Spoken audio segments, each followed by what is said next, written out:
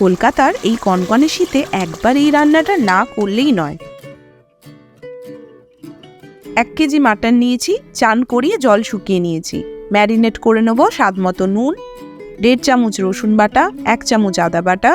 রসুনটা বেশি লাগে এই রান্নায়। মাটনের গায়ে ভালো করে সব মাখিয়ে নেব।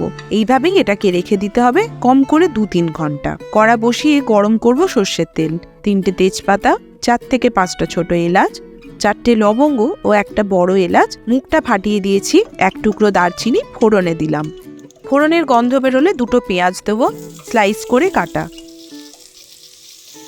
গাঢ় বাদামি রং আসা পর্যন্ত ভাজতে হবে। ভাজা হয়ে গেলেই দিয়ে দিলাম 1 চামচ রসুন বাটা। খুব বেশি তেল এখানে আমি দিইনি, পেঁয়াজ ভাজার মতো হলেই হবে। রসুনটা ভাজা হলেই ম্যারিনেট করা মাটনটা দিয়ে দেবো।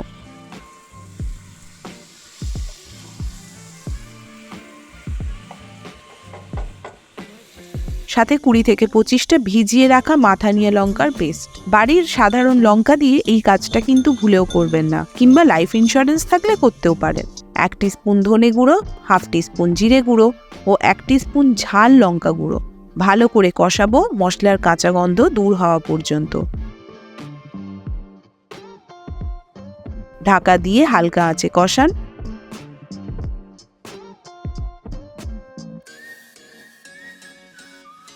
দেড়শো গ্রাম ফ্যাটানো টক দই দিন।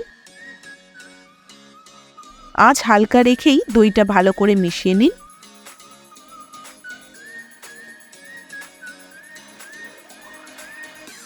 তারপরে ঢাকা দিয়ে হালকা আঁচে রান্না করুন। মশলা থেকে তেল ছাড়লে একটু জল দিলাম।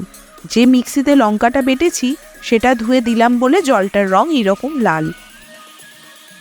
এবার ঢাকা দিয়ে শুধু মাটন সেদ্ধ হওয়ার অপেক্ষা করুন। মাটন সেদ্ধ হলেই রেডি আমাদের লাল মাছ।